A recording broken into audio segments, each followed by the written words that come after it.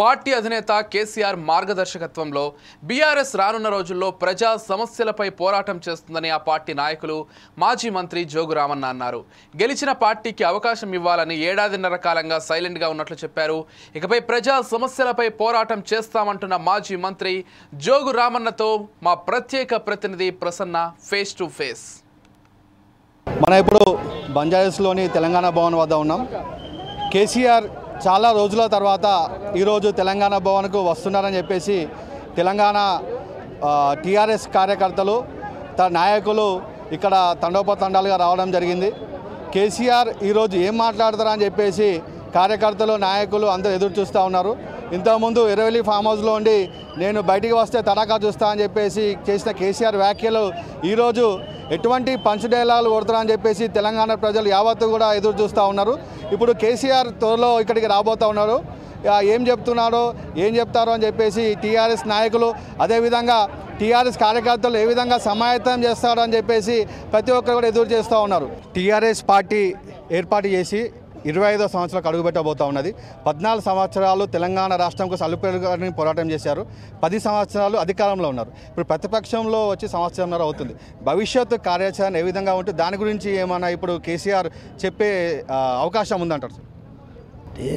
మీరు అన్నట్టు ఇప్పటికీ మరి ఏప్రిల్ 25వ తారీఖునకు 25 సంవత్సరాలు పూర్తవుతున్న సందర్భంలో మరి పార్టీ 25 సంవత్సరాల నిర్మాణంలో అనేక ఒడిదుడుకులు ఎదుర్కొని తెలంగాణ రాష్ట్రాన్ని సాధించిండు తెలంగాణ రథసారథి కేసీఆర్ గారు. కాబట్టి వారు ఈరోజు ప్రత్యేకటువంటి కార్యక్రమం పెట్టి దిశానిర్దేశాన్ని ఇస్తారు. కాబట్టి ఖచ్చితంగా రేపు రాబోయే రోజుల్లో పార్టీ నిర్మాణంతో పాటు రేపు పార్టీ 25 సంవత్సరాలు పూర్తి చేసుకున్న దానిలో మరి వారు ఈరోజు ఎందుకంటే 1 సంవత్సరంన్నర సమయం ఇచ్చి అధికారంలోకి వచ్చి పార్టీ మరి ఏ రకంగా పనిచేస్తూ ఉంది అనేది కాంగ్రెస్ పార్టీ మీద ప్రజలందరూ కూడా వ్యతిరేకతతో ఉన్నారు. మళ్ళీ కేసీఆర్ గారే రావాలి అన్నటువంటి ప్రజల్లో ఉన్నటువంటి మనకు పరిస్థితి అర్థమవుతూ ఉంది.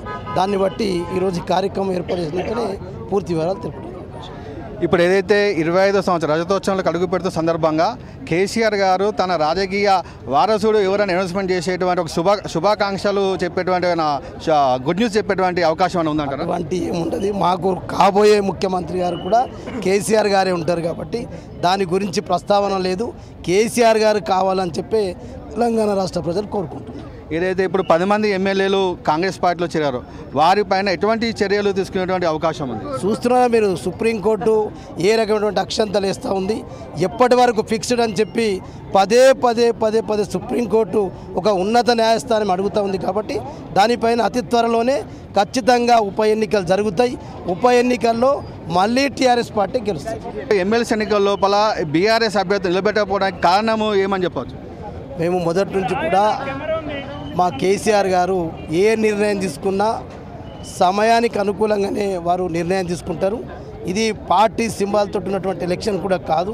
మా అధిష్టానం ఎప్పుడు కూడా ఆలోచన చేసుకునే ఆ రకమైన నిర్ణయం తీసుకున్నాం. దానికి కారణాలు ఏమీ ఉండయి. మేము పోటీ ఉండొద్దు అన్న ఉద్దేశంతో మరి మా సార్ నిర్ణయం మేరకు మా పార్టీ నిర్ణయం జరిగింది. ఒక బీసీల నాయకునిగా ఇప్పుడు ఏదైతే కాంగ్రెస్ పార్టీ 42% బీసీల రిజర్వేషన్ ఇస్తూ ఉన్నారో ఇది సాధ్యమయ్యే పని అంటారా? ఒకవేళ సాధ్యమైన కాంగ్రెస్ పార్టీ లాభం చేకూరుతుందా లేకపోతే బీఆర్ఎస్కి లాభం చేకూరే అవకాశం ఉందా? మొదటి నుంచి కూడా యాజ్ ఏ బీసీ నాయకునిగా బీఆర్ఎస్ పార్టీలో కేసీఆర్ గారు వచ్చిన తర్వాతనే ఈ రాష్ట్రంలో బీసీలకు ఒక గుర్తింపు వచ్చింది. గతంలో స్వర్గీయ ఎన్టీ రామారావు గురించి మాట్లాడేవాళ్ళు.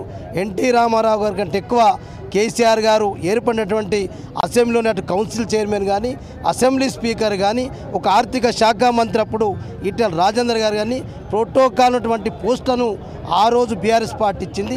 ఈరోజు కూడా మేము స్పష్టంగా చెప్పినాం 42% ఏ రకంగా కాదు.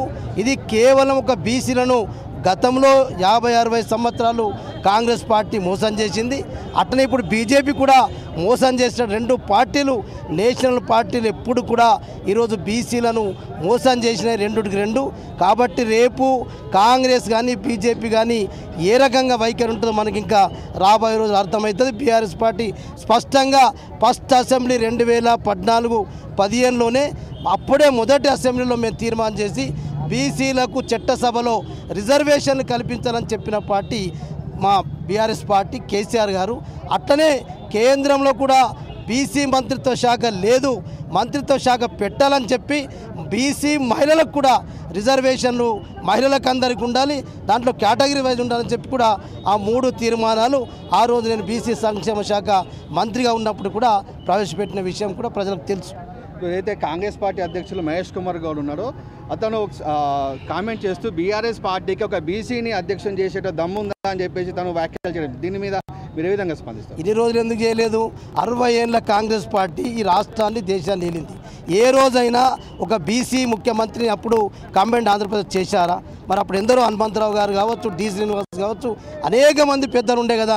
ఆ రోజు లేనిది ఇలా బీసీ ఒక కనీసం అలా పార్టీ ఇలా మనుగడ లేకుండా అయిపోతుంది. కాబట్టి ఏదో ఒక స్లోగన్ తీసుకొని రావడం తప్ప మరి ఇలా బీసీ ముఖ్యమంత్రి ఇలా బీసీ అయితే బీజేపీ చెప్తా ఉంది, ఇలా కాంగ్రెస్ చెప్తా ఉంది. మరి గతంలో ఉన్నన్ని రోజులలో ఎందుకు జ్ఞాపకం రాలేదు? ఇప్పుడే ఒక బీసీ మూమెంట్ తోటి ఎందుకు వస్తున్నారంటే ఇంకొకసారి కూడా మళ్ళీ బీసీలను మోసం చేసే ప్రయత్నం చేస్తారు. Thank you sir. కెమెరామెన్ ప్రవీణ్తో ప్రసన్న కుమార్. ప్రజలు ఎన్నుకున్న కాంగ్రెస్ పార్టీకి సమయం ఇవ్వాలనే ఇంతకాలం ఆగామని బీఆర్ఎస్ మాజీ ఎమ్మెల్యే కల్వకుంట్ల విద్యాసాగర్ అన్నారు. కానీ రేవంత్ రెడ్డి సర్కార్ ప్రజలకు ఇచ్చిన 420 హామీల్లో ఏదీ నెరవేరలేదని విమర్శించారు. అందుకే కేసీఆర్ నాయకత్వంలో తమ పార్టీ కాంగ్రెస్ ప్రభుత్వంపై యుద్ధం ప్రకటిస్తుందంటున్న మాజీ ఎమ్మెల్యే విద్యాసాగర్ రావుతో మా ప్రత్యేక ప్రతినిధి Prasanna Kumar face to face. Telangana ఆవిర్భావం నుంచి మీరు బీఆర్ఎస్ పార్టీలో, అప్పుడు టీఆర్ఎస్ పార్టీలో ఉన్నారు, ఉద్యమ కాలంలో ఉన్నారు, అధికారం ఉన్నప్పుడు ఉన్నారు, ప్రతిపక్షంలో ఉన్నప్పుడు ఉన్నారు. కేసీఆర్ చాలా రోజుల తర్వాత ఈరోజు బయటకు వచ్చి తెలంగాణ భవన్కి రాబోతున్నారు. కార్యకర్తలకు కానీ నాయకులకు కానీ ఏమైనా సందేశం ఇచ్చే అవకాశం ఉంది? ఏమి ఇస్తారు? తప్పక సందేశం ఇస్తారు కేసీఆర్ గారు. ఈ సంవత్సర కాలం కూడా, ఎందుకంటే వాళ్ళు ఇచ్చిన హామీలు, వాళ్ళు చేసిన వాగ్దానాలు ఎంతవరకు నెరవేరుస్తారని చెప్పి వెయిట్ చేశారు. ఇప్పుడు మేము ఇక యుద్ధం స్టార్ట్ చేస్తాం. ఎందుకంటే ఒక్క హామీ కూడా నెరవేర్చలేదు. 420 హామీలు ఇచ్చి ఏనాడు కూడా ఒక హామీ కూడా ఇప్పుడు నెరవేర్చలేదు. ఒక ఉచిత బస్సు అని చెప్పి ఒక మహిళలకు పెట్టి తప్పితే ఒక్కటి కూడా జరగలేదు కనుక దానికి రంగం సిద్ధం చేసుకున్నాం. ఇప్పుడు తప్పక ప్రజలలో కూడా వ్యతిరేకత భావం వచ్చేసింది. ఎందుకంటే ఇచ్చిన హామీలు ఒక్కటి కూడా నెరవేర్చకుండా కాలం గడిపిన సంవత్సర కాలం లోపల నీటి మీద ధ్యాస లేదు, తాగునీరు మీద ధ్యాస లేదు, దేని మీద కూడా ధ్యాస లేదు, ఒక్క మాట కూడా నిలబెట్టుకోలేదు కనుక దీని మీద తప్పక మనం ఇవాళ సార్ మాకు దిశానిర్దేశం చేస్తారు. గ్రామాలలో కూడా, అన్ని గ్రామాలలో కూడా కేసీఆర్ కోసం ఎదురు చూస్తున్నారు. తప్పక ఇవాళ కేసీఆర్ నాయకత్వంలో మళ్ళీ మేము ఇలా ప్రభుత్వాన్ని ఏర్పాటు చేస్తామని పూర్తి విశ్వాసం మాకు ఉంది. కాళేశ్వరం ప్రాజెక్టు ఏదైతే ఉందో అది టీఆర్ఎస్ ప్రభుత్వానికి మానసపుత్రిక అని చెప్పి కేసీఆర్ అన్నారు. ఇప్పుడు ఉన్నటువంటి రేవంత్ రెడ్డి మాత్రము కాళేశ్వరం ప్రాజెక్ట్ అనేది ఇప్పుడు తెలంగాణ ప్రభుత్వానికి గుదిబండలా మారిందని చెప్పి అంటాను. దీనికి మీరు ఏ విధంగా? గుదిబండ ఏది లేదు, తెలివి లేక గుదిబండ అంటున్నాడు. ఆయనకు తెలివి ఉంటే దానికి ఒక 100 కోట్లు పెట్టి జరుగుతుంది. అంత పెద్ద ప్రాజెక్టులో కూడా చిన్న లోపం ఎక్కడ జరిగిండొచ్చు. అది కేసీఆర్ లోపం కాదు. ఈయన అక్కడ ఉన్న సాయిల్స్ని బట్టి కానీ అక్కడ ఉన్న ఉసుకతోని కొంచెం కుంగిపోయే ప్రమాదం ఉంటుంది. అంత పెద్ద ప్రాజెక్టు కట్టినప్పుడు కూడా పోతుంటుంది. ఎన్నో జరిగినది వరకు అటువంటి దాన్ని పట్టుకొని టైం వేస్ట్ చేసుకొని ఇలా టైం పాస్ చేసి నీళ్ళు లేకుండా వచ్చిన నీళ్ళని ఆపుకొని కూడా నీళ్ళు ప్రజలకు ఇలా రైతులకు ఇవ్వకుండా మోసం చేసిన వ్యక్తి ఆయన కనుక ఆయన గుదిబండ అంటాడు, ఇంకేదో చెప్తాడు. ఏ ఒక్క దాని మీద కూడా క్లాట్ లేదు. దాంట్లో కూర్చున్నాడు, దాంట్లోకి వెళ్ళి ఎక్కడో దొరికించుకోవాలి కేసీఆర్ను, కేటీఆర్ను, హరీష్ రావు అని చెప్పి చూస్తున్నాడు. కానీ ఎక్కడ దొరకరు. ఇలా ప్రజలకు తెలుసు. ప్రజల కోసం ఏం చేసినాం ఈ 10 సంవత్సరాల కాలంలో ప్రజలందరూ గ్రహించారు. తప్పక ప్రజలైనా బుద్ధి చెప్తారని చెప్పి పూర్తి విశ్వాసం. ఏది ఇప్పుడు రాబోతున్న లోకల్ బాడీ ఎలక్షన్ లోపల టీఆర్ఎస్ స్టాండ్ ఏ విధంగా ఉండబోతా ఉన్నాయి? 100% మా లోకల్ బాడీ దాంట్లో రచనల మొత్తం మా క్యాండిడేట్స్ గెలుస్తారు. ఎక్కడైనా కానీ ఎంపీటీసీలు కానీ జెడ్పీటీసీలు కానీ పూర్తి స్థాయిలో ఎక్కడికి పోయినా ప్రజలు ఇలా కేసీఆర్ నాయకత్వం కోరుతున్నారు కనుకనే ఇవాళ ఈ మీటింగ్ ఏర్పాటు చేసుకున్నాం.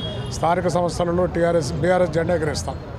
అయితే ఇప్పుడు జరుగుతున్న ఎమ్మెల్సీ ఎలక్షన్ లోపల బీఆర్ఎస్ అభ్యర్థి నిలబెట్టకపోవడం అనేది కాంగ్రెస్ పార్టీ వారు ఇండైరెక్ట్గా బీజేపీని గెలిపించడానికి బీఆర్ఎస్ ప్రయత్నం చేస్తుందని చెప్పి వాళ్ళు ఆరోపణలు చేస్తూ ఉన్నారు. దీని మీద మీరు? అది మొదటి నుంచి కూడా కాంగ్రెస్ బీజేపీకి సపోర్ట్ అంటాడు, బీజేపీ కాంగ్రెస్ సపోర్ట్ అంటాడు. వాళ్ళకు నమ్మకం లేక ఒకటి అవార్డు వేయడానికి కోసంగా మాత్రం ఇప్పుడు సపోర్ట్ చేయలేదు. మేము కూడా క్యాండిడేట్ పెట్టలేదు.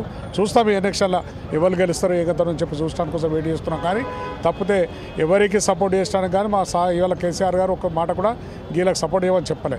ఎవరి ఇష్టంలో వాళ్ళు వేసుకుంటారు అంతేగాని చెప్పి ఎమ్మెల్సీ ఎన్నికల పెద్ద కేర్ తీసుకోలేదు కనుక అదంతా వాళ్ళ ఊహాగానాలు, వాళ్ళు చేసే ఊహాగానాలు వాళ్ళకి ఎందుకంటే వాళ్ళ దురాలోచనలు ఉంటాయి కనుక ఎదుట పార్టీ మీద కూడా అదే దురాలోచనతో చూస్తారు కనుక వాళ్ళకి ఆ అనుమానం వస్తుందని చెప్పి తెలియదు. ఏదైతే ఇప్పుడు బీజేపీ పార్టీ ఇప్పుడు నెంబర్ 2లో ఉన్నాము, బీఆర్ఎస్ థర్డ్ పొజిషన్లో ఉందని చెప్పి బీజేపీ నాయకులు అంటూ ఉన్నారు. బీజేపీ వచ్చే ఎలక్షన్ లోపల మేము అధికారంలోకి వస్తామని చెప్పి అది కలగానే ఉండొచ్చా లేకపోతే నిజం జరగచ్చా? తెలంగాణలో కలగానే మిగిలిపోతుంది. కేంద్రంలో ఎందుకంటే నీ కాంగ్రెస్ సత్తా లేదు కనుక మీరు ఇవాళ కేంద్రంలో ప్రభుత్వం ఏర్పాటు చేశారు. కానీ తెలంగాణలో మాత్రం ఇలా తప్పక రేపు రాబోయే ఎన్నికల్లో బీఆర్ఎస్ గెలుస్తుంది. పూర్తి విశ్వాసం ప్రజల్లో ఉన్నది, మా మందిరకు ఉన్నది. Thank you sir.